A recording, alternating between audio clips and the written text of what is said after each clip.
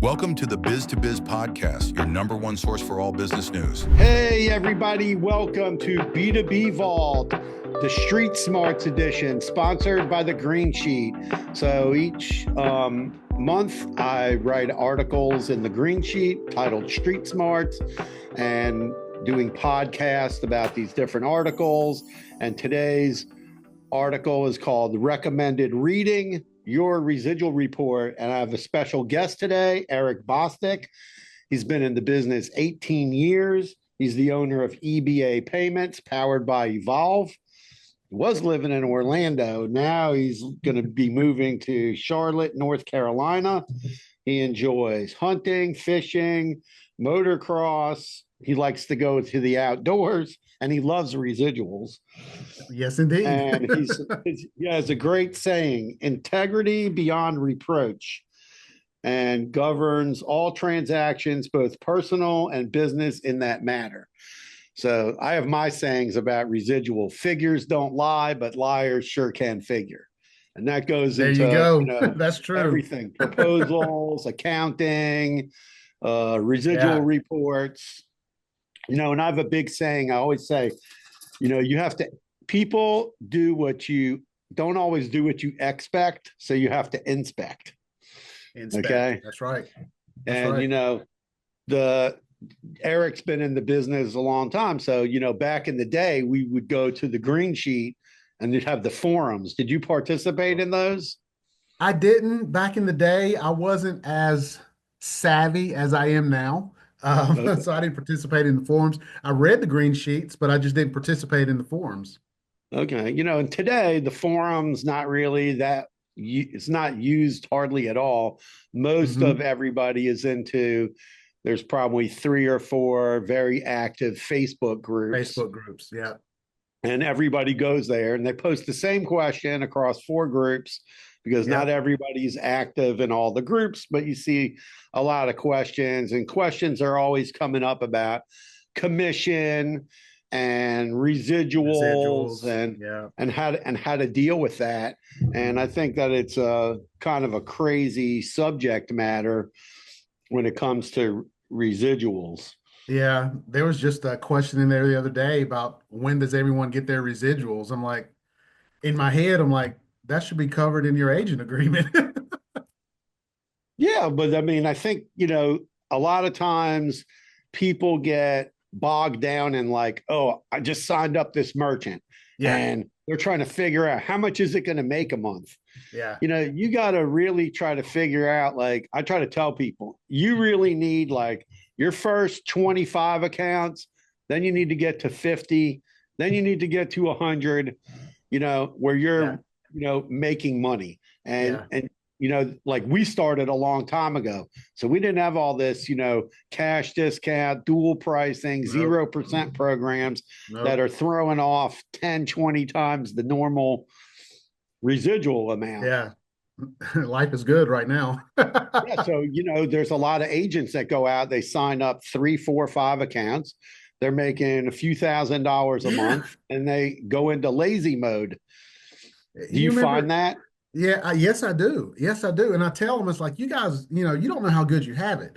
Back in my day, we signed up, an account. We were happy to get $35 to $50 on that account. You remember those days? Oh yeah. Oh yeah. If you had a small merchant, you weren't getting a few $100s. You were getting pennies. Exactly.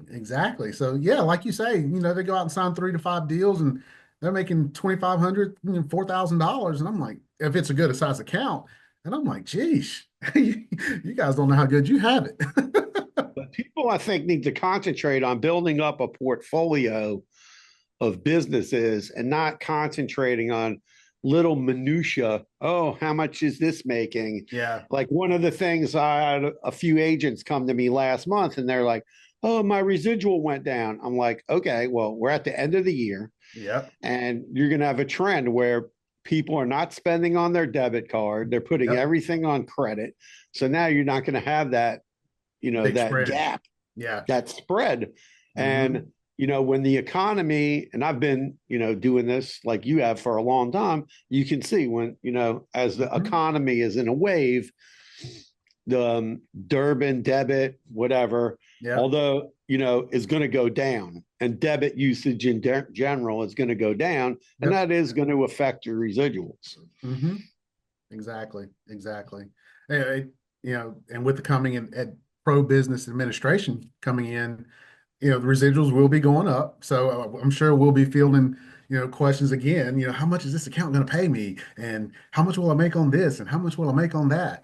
Um, I supply my agents with a margin calculator. That way I don't have to um, field those questions. I give them the tools and they can plug their own numbers in with their buy rates and whatnot and get a good assessment on what they're going to make on the account. So that alleviates some of the headache from me from fielding those questions though. Yeah, I think that those kind of tools are somewhat accurate, but you can't go by that by 100%. Oh, heck no. Heck no. It's a good generalization. Just to put a number in their head to ease their mind a little bit. I'll probably make somewhere in the neighborhood of around XYZ on this account. Right.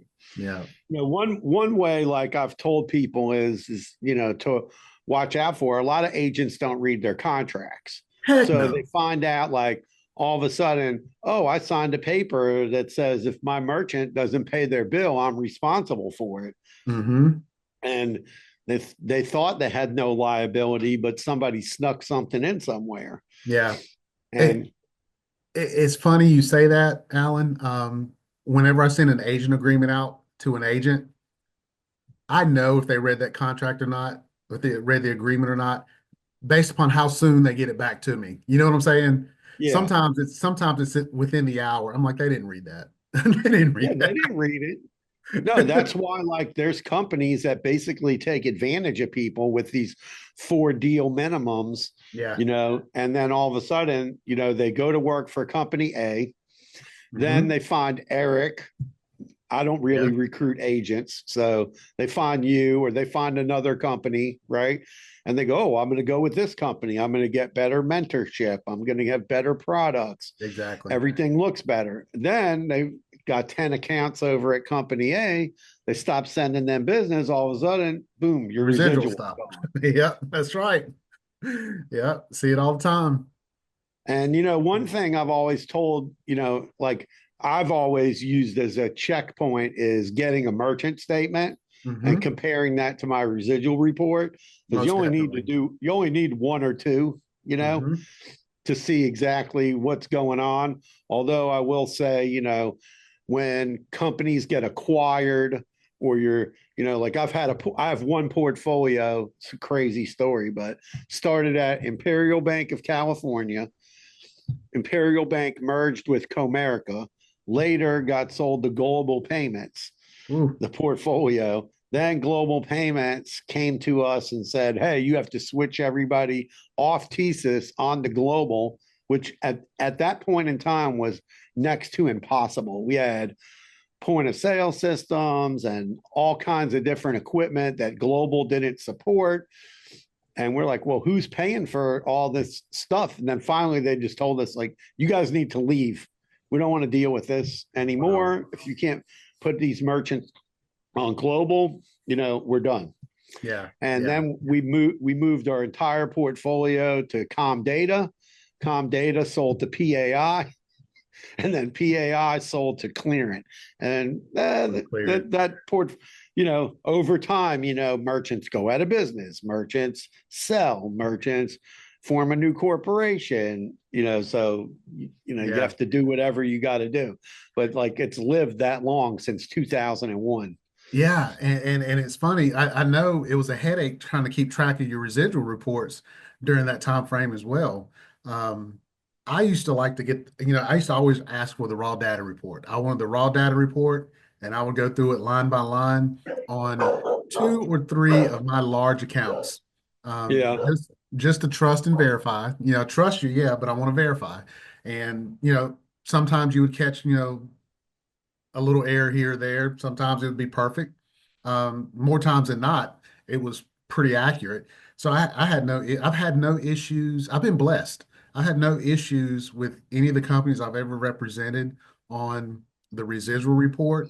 Now, on the first ISO I worked with, I had I had a large multi-location account, and sometimes they would call into the corporate office and sign up for accounts, and they wouldn't give me those deals. So I had to go back and I had to, that's a different issue, but it affected my residuals in that way. But yeah, that raw data report is your friend.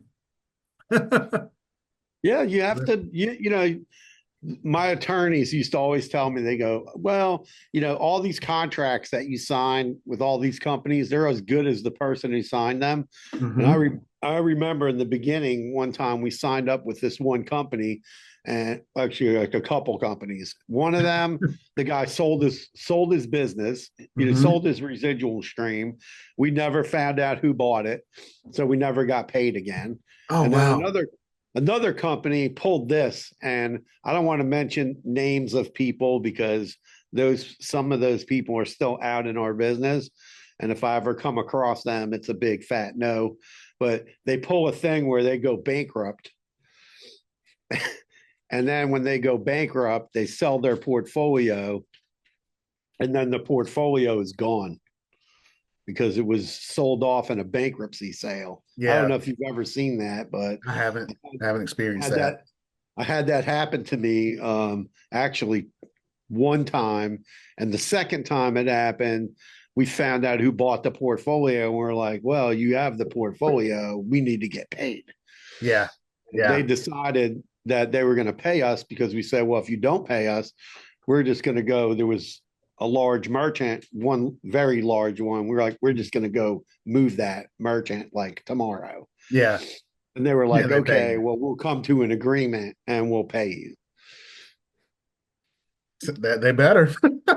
They better. No, I mean, it's just, and the other thing I see in this business, which I don't like, is that, I've seen companies like sell out, they sell their company, they Hmm. sell like their ISO to TSYS Global Heartland or to First Data, and then they're paying the agents, right? Or they Yes. bought the portfolio out.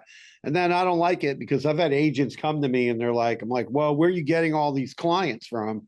Well, I sold my portfolio. Okay, well, And then did you move. get paid? Yes. Did you get paid? And they're like, yeah. I'm like, well, You can't you move can't those bring them accounts. to me. You Yeah, can't just I don't want find any. them. I don't want any of that smoke.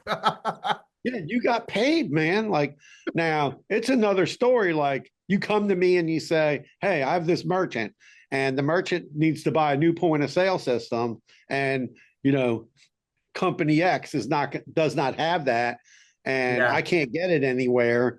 So yeah. do you want, now that's another story. That's And another that's story altogether. Yes. that's another huge problem in our business. And I've talked to many sales reps, Yeah. off agent offices, and constantly losing merchants to when the POS companies. I just did a podcast with James Eber, and I go, what protection do agents have or ISOs have when you're using agnostic software, Hmm. right? What protection do we have in order to protect us so our residuals are good? They're basically, James said there's Yeah. nothing you can do. And I said, if you're doing business directly with the software company and you are paying them residuals or you're doing a split with them, you should Hmm. definitely have in your paperwork that if they sell, that they cannot exit that relationship unless they want to buy it out from you. Right. And that's something that I never thought of before. Hmm. And it was a pretty interesting comment on his part because Yeah. you know the software is becoming the new ISO. But Hmm. I've talked to guys who have lost anywhere from, I've talked to people that have lost, I mean, I myself have lost thousands of dollars a month. Point of sale system gets sold, the first thing the company does, they take over the payments, and then the bleeding starts. Yes, I mean, indeed. if I put back all my restaurants that were on Posy Touch and other POSs back onto my portfolio, I'd Yeah. have another maybe 10, 20 grand a month Yeah. coming in. Yeah. I've been really fortunate in that I've not experienced that. I do a lot of B2B, so I don't have a lot of restaurants. Actually, I probably have less than 15 restaurants in my entire portfolio. So I haven't had to deal with the point of sale, quote unquote, nightmare or attrition as of yet. Because I just made a concerted decision to go after B2B, so I haven't had that issue. Yeah, one of the things is when I got into this business, I used to be a Mhm. chef. So Ah, I came from the food and beverage world. I was worked uh-huh. for a hotel company. I was a food and beverage director, Yeah. and I was a chef, and I owned a restaurant, and I owned a consulting company. So that was Uh-huh. my world. So we saw, in the beginning of time, there was point of sale, and then there Right. was a side machine. No, Ah, seriously. Then there was point of sale, and then there was a swiper.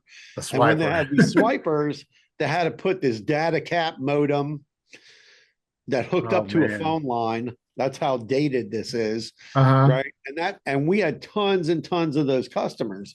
But then data cap hooked up to the internet, Mercury came along, they Uh-huh. started paying the dealers, and slowly, and that's when we shifted to like a lot of internet merchants, a Yeah, lot. yeah. A lot of internet, um, all kinds of different businesses, Uh-huh. accountants, attorneys, insurance companies, Yeah. anything that was, B2B, and started to, and also just, e-com in general, Mm-hmm. you know, Mm-hmm. and we do get retailers to still today, and there's still, I divide everybody into like two groups. So the groups are the older crowd, 40, 45 and above, and Mm-hmm. the younger crowd. The younger crowd all want point of sale. Yeah. They Okay. they all Yeah. want they all want point of sale. The older Mm-hmm. crowd is more into, hey, I don't want, I'm still doing the cash register and the credit card machine, because whatever it is, they're still trying to put that cash in their Yeah. pocket. They want that hard currency. I see things all the time like cash is dead. And No, it's I not. don't agree with that. I There's don't tons either. of cash Cash out in buyers, the baby. out in the world. But let's talk about when you do have a problem with a residual report, you know, what what should you do about it? My whole thing is never call your lawyer first. No, no, no, you don't need to do that. If you have a good relationship with your ISO, send an email to your ISO, CC yourself on it. I'm a big proponent of that. When I send an email to my ISO, I CC myself on it for my records, and just point out the error, screenshots, point it out, and send them a nice worded email. And I think they have, by most agreements, they got what 30 days, 30 or 45 days to Yeah, correct it. usually you have 30 days to Yeah, report an error. Most yeah, errors happen.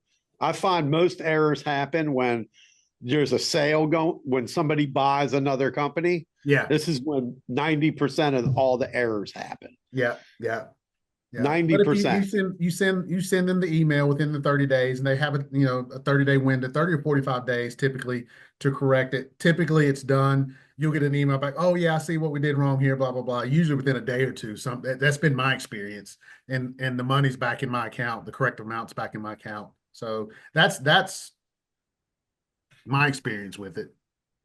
Yeah, we just had one company got bought by another company, and then they were switching all the billing systems. All of a sudden, Mhm.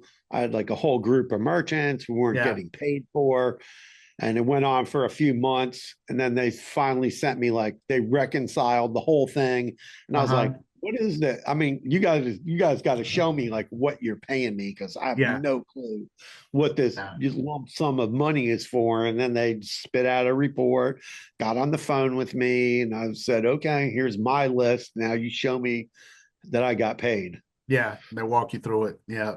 Yeah. Yeah, I've been fortunate. I've not been involved with any portfolio buyouts by anyone yet. So when I've signed with an ISO, I've always gotten my residuals from that ISO, and they've never, unless I sold my residuals, that's a different story. But I Right. haven't been involved with that. Um, and I honestly can say I don't think I'll ever have to experience that. Well, you don't say never, because I, everybody's for sale. yeah. Everybody's for sale for the right price, Oh, right? this is true. This is true. Yeah. Everybody's for sale for the right price. Yeah. You Yeah. can't you can't discount that. Mhm.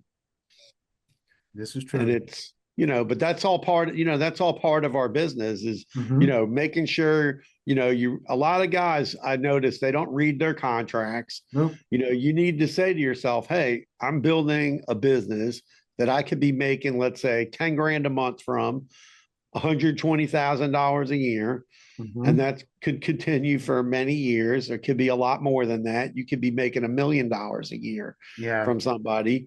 And, you need to make that initial investment, whatever it is. Maybe it's $1,000, maybe it's $1,500. Mhm. I mean, there's a slew of industry attorneys, but I would say on average, and you also need to learn how to read these agreements Yeah. and see, like, one thing I've learned, like, I can point out a bunch of like inconsistencies in the agreement Okay. Yeah. myself and then send it back to them. And I'm like, well, I need all these changes done before I even show it to my lawyers, Yeah. because I'm not going to pay the lawyer for different things like, oh, you have to send in 4 deals a month. Yeah. You go ahead and redline it in advance and send it back to them and say, this is what I need done. Yeah. Yeah. Yeah. No, but it's important, like, it's important to make sure, like, that you have good, that you don't take. And also the other thing that I tell agents, which kind of frustrates me, and I'm writing a lot of different articles to try to help agents. That's what Yeah. the Street Smarts is about. It's not about promoting me or promoting Yeah. my company. It's all about, Mhm. hey, here's information you guys need to know, right? Yeah. So one of the things that kind of frustrates me is, I have a couple guys and they're making like 10 grand a month in residuals, or maybe close to that. And I'm Mhm. like, you guys need to make a little investment. Like, you need at least a one-page website for yourself. Yeah. You Yeah. need to, like, have a real LinkedIn profile. Like, you need to set up, if you have a corporation, set up a company page. You need to put a post on there once a week. You need to invest in your business. This isn't just take, Right. right? Mm-hmm. You need to invest. And I also tell guys, like, when they're telling me, like, oh, I'm not signing up deals. Okay, well, if your email is billybob489@gmail.com, how You much ain't trust does a business owner have in that? If it exactly. was billybob at billybobpayments.com or whatever it is, right? Yeah, abcpayments.com, then it looks a lot more professional. And we're not exactly. talking about, you could get a landing page built for probably $1,000. Hosting is like $10 a month. You know, put some, I mean, you don't have to, I mean, I'm a blogger, so I post 2 or 3 blogs a week. Yeah, So I'm a big blogger. And I mean, obviously that's a long-term process of yeah. blogging. So, but you need to, at a minimum, you need to have yourself like a one-page website, Mm-hmm. promote your own company. I don't care what it says in all these contracts, like, oh, you must promote this company, right? Yeah. You don't have to promote yourself as a credit card processor. Promote No. yourself as a business solutions provider. Yep. I provide business solutions because, ultimately, I mean, we provide, I don't even know, dozens of solutions Yeah. for Yeah. businesses, The right? main thing is just to be consistent though as well, Alan. When you get that set up and you're posting, just be consistent. Like you said, once or twice a week, just be consistent with it. Promote yourself. Yeah, exactly. Because people, we don't have I joke around. I tell people, the the yellow pages used to be a thing, right? Yes. If I tell a Yes. 20-year-old, they're like, yellow pages? Huh? What's a yellow page? Yeah. Right? Oh, Google. But the Google's not a level playing field. So It's if you not. walk into a business owner, right, and you want to make your residual, and I say, hi, my name's Alan. I'm with Nationwide Payment Systems. Well, if they go and start looking for you online and they don't find anything, or they just find you having fun on Facebook, they're like, how serious is this person as Exactly. a business person? Mhm. And I'm trusting them with my data, my point of sale, my money, Am I going to get paid? Who do they work for? Yeah. You have to represent yourself like, hey, I work for myself. This is my business. And I work with a bunch of trusted partners. Yep. Because you're never going to find one ISO. There's never one ISO that's going to take 100% of what you're doing. Exactly. It might take 80%, but then the other 20% you might have to spread around. And today, I think everybody needs to get off this. I wrote this article about agnostic or antagonistic. I think people need to really start to think about that these agnostic companies are disappearing on a daily basis. They are. I mean, we just saw GiveX get purchased. So if you have merchants on GiveX, the credit card processing revenue from those merchants is probably going to disappear. Yeah, it's going down. in the next 6 to 12 months. It's going to be gone. Yeah. And that's and that's our lifeblood. So partnering with companies who own the POS company and they own the credit card processing, maybe you have to make a little bit less money, but you're on a more solid footing. What do you think about that? I agree with you on that 100%. Yeah. You got my brain frying. The pages are turning in my brain right now because of that. It's these point of sale companies, man. Wow. I mean, we've seen in the last 5 years more acquisitions of point of sale than ever before. I mean, even look at NMI has become a credit card processor. Yeah, and when they come in, like you said, within 6 to 12 months, your residual stream is going to go because they're gonna push out to those customers who are currently using that deal and say, hey, we want you to come. I don't know if NMI and Swipe Simple can do that because they're actually probably have agreements with ISOs. They can't steal their merchants. But if they got acquired, what would happen? Exactly. That's the problem. Oh, if this solution got acquired, that's why you see now there's a record number of ISOs right now, all building out their own virtual terminals. Oh yeah. That I would say it's more than I've ever seen before. What do you think? I would agree with that as well. They're all trying to do it. They're reaching out to the coders and making all kind of stuff, trying to get things so they have their own in-house solution, so they don't have to go outside and deal with anybody. You're exactly right. And another trend I see, and I don't know. I mean, I know it's gonna take. I don't know if it's gonna blend into like our world so much, but I see a lot of companies trying to build out dashboards, and dashboards have been around for a really long time. But we always go and look, and for some reason, like the smaller merchants never log into these.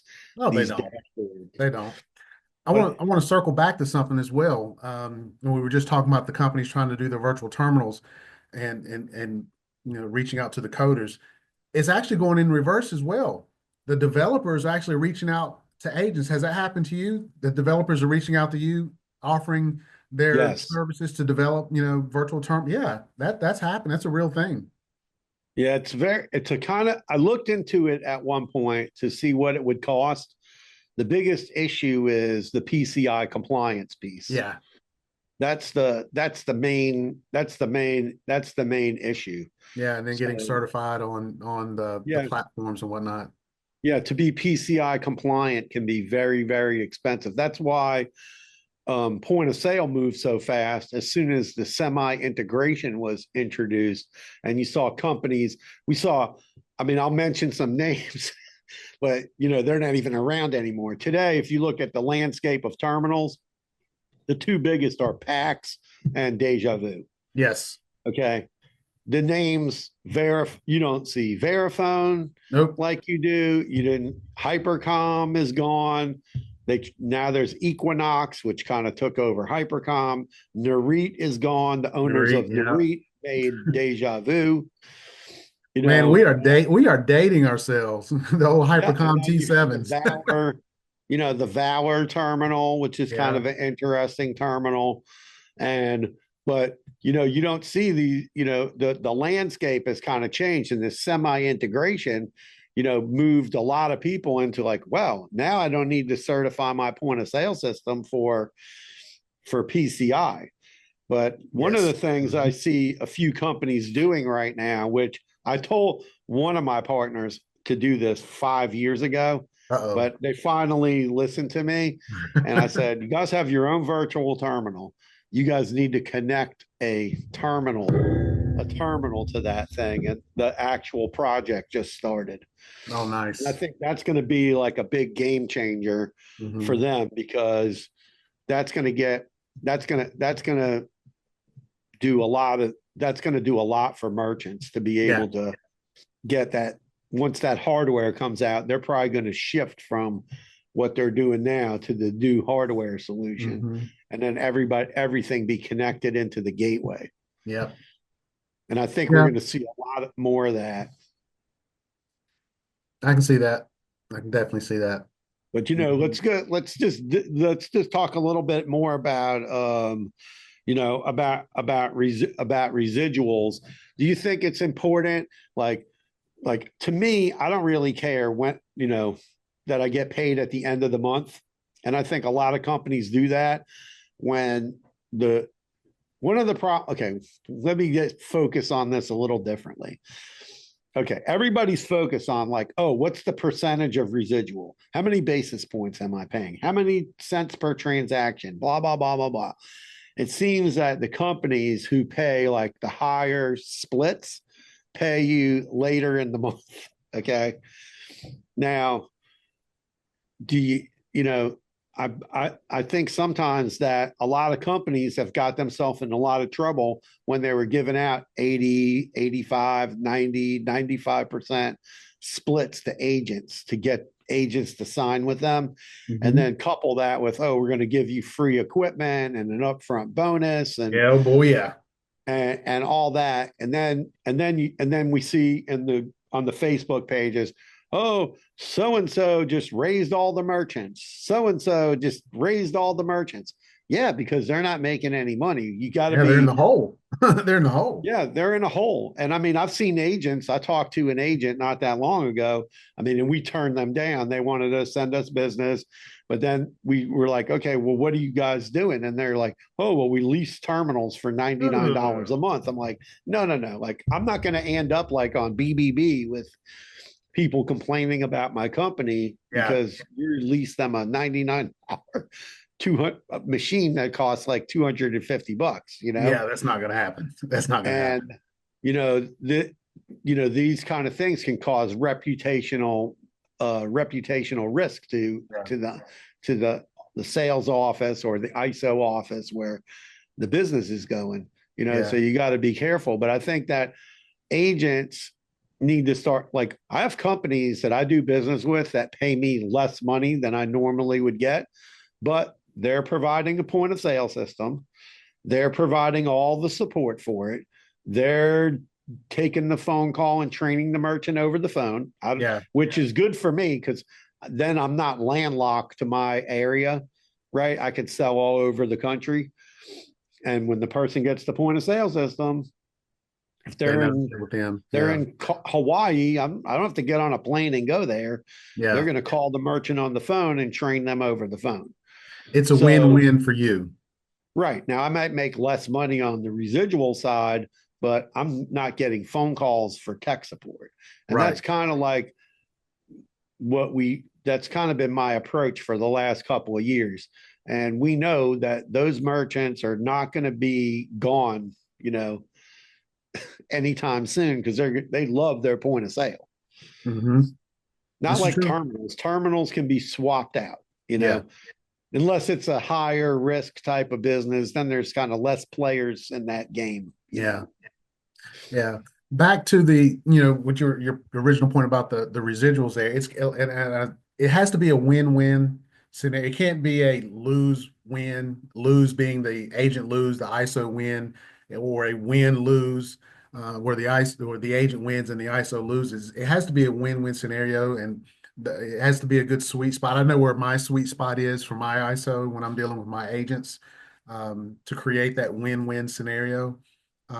Because like you said, a lot of when you're giving away the free equipment, the free terminals, the point of sale system, the ISO goes in the hole and it takes them 6, 7, sometimes 9 months, to turn positive on that account, um, based upon all the equipment, time, labor, support, and all that good stuff, and upfront bonuses as well. So, it has to be that win-win. So when it comes to the residuals, I mean, agents out in the field, they have to be realistic in what they're looking for. I mean, you're not going to get the 90, 95% agreements. Those days are over, in my Oh opinion. yeah, no, but I've seen guys where they're doing this upfront residual, and then all of a sudden, I'm talking to somebody on the phone. Oh, I got like 15 grand in clawbacks. I'm like, Yeah, what? What's what do you mean 15 grand? Yeah, well, if the merchant doesn't stay with them for a whole year, right? They start clawing back your residuals. heck yeah, that's Uh, not fun. and I've also seen guys that they don't know this. They sign. I talked to a couple agents over the last year where they were leasing, Clover systems to people, and they didn't realize that if the merchant failed to make like 6 months of payments, that they were actually on the hook For the for lease. for the lease and got charged back. Whew, And not fun. you got to really, know what you're doing when you're getting into this whole thing. Yeah, you got to read that fine print. So now now we talked about that and residuals and if you guys have questions and you're listening to the podcast or watching our YouTube video, feel free to leave us questions. You might see Eric back again because Yeah. I'm going to be doing one or two of these every month and inviting different people to come on. Maybe you want to be a guest on B2B Vault Street Smarts and talk about one of my articles. Welcome to have you. But let's just talk about some fun stuff. Okay. So, what's your favorite football team? College or pro? Pro. Pro. Well, moving back to Charlotte, I'm going to go with my Panthers. All right. When I was a little boy, of course, I was a Cowboy fan because my dad was a Redskins fan. But we didn't have a pro Uh team we didn't have a pro team when I was a kid. So he liked the Redskins, so I like the Cowboys. But when the Panthers came to Charlotte, diehard Carolina Panther fan. Well, I'm a diehard Miami Dolphin fan. I did live in Dallas, Uh-huh. and when I was a chef, we were the we catered a lot of parties for the Dallas Cowboys. So Yeah. that was kind of cool. I got to meet a lot of players. Yeah. They used to come and eat in the hotel, and we also Nice. did catering for them. So that was Nice. kind of cool. That was in the days of Emmett Smith and Michael Okay. Irvin, Troy Aikman, Deion Triplets. Sanders. It was pretty wild. They won Yeah. all those Super Bowls, so that was fun. The Dolphins, I got to experience the undefeated season, Oh and man. and Marino, and now we stink. Yeah, so we're horrible. Yeah. College football. Who's your go-to? I'm a diehard Notre Dame fan. Tony Rudy. Rice, who led Notre Dame to their What about last Rudy? national championship. He's a family member. No, So, what about Rudy? oh, Rudy too. Yeah, yeah, yeah, Rudy. Yeah. But I'm diehard Notre Dame because, my cousin Tony was their quarterback and led them to the Nice. national championship. Awesome. So I went to a convention one time and the guest speaker was the actual real Rudy. The real Rudy. Yeah. Yeah, and I Yeah. got to meet him after. And he gave a really nice talk. He actually like showed the actual play that's in the movie. Uh-huh. Right. It's kind of Nice. interesting. Mm-hmm. Yeah, kind of interesting.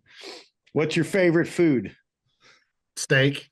Oh, me too. Love a A good nice, a steak. nice filet mignon, preferably dry aged, cooked to medium. That's it. Oh, I hope the guys you're visiting right now are taking you out for a good steak dinner. Oh yeah, we're having a good time out here. I'm actually at the Evolve Summit. Just finished our. I'm on the advisory board, so we just finished our advisory board meetings yesterday, and we had a time last night. So, All right, nice. hmm All right. So anything else you want to put out there? well, EBA Payments been around 18 years, rocking and rolling, actively growing, moving back to Charlotte. Any of you agents out there needing a new home, want to experience the EBA way, give me a shout. Love to talk to you. All right, sounds good. Well, thank everybody for listening. If you didn't see the article in the green sheet, check it out. Recommended reading, your residual report. Hope you guys learned something today. If you have questions about residuals, Trust but verify. Ask for that trust raw but data verify. report. Exactly. Yeah, it's super. Yeah, and I say don't worry about when you get paid. I don't think people should worry about that. I don't And either. and also, make sure it's a win-win, because this is another thing I want to throw out there, because we talked about in the group about mentorship, right? So sometimes when you're getting a big split, those groups, they're not looking to mentor you. They're not willing to, they're not going to spend their time with you. They expect Nope. you to take care of yourself. Exactly. So you have to remember that. And especially for the newer guys, sometimes it's better to get in a situation where you're going to get mentored, right? And have a mentor, and maybe you're going to make a little less money with that company, but you can always go back. James Huber always tells me you can go back and renegotiate that contract down the road. Mm-hmm. Say, hey, now I'm a seasoned guy. I got 50 accounts. Maybe I'm getting 50 or 60% now. Now I want to get 70%, on my new business. And you can, there's no reason why you can't renegotiate, because you're not calling them 50 times a day. Right. So that's my message on that. Yep. Stand on your own. Stand on your own. Well, thanks for joining us on B2B Vault Street Smarts Edition, sponsored by the Green Sheet. And thank you to Eric for being a guest today. Peace out. Have a great rest of your day. You too. Thanks, Alan.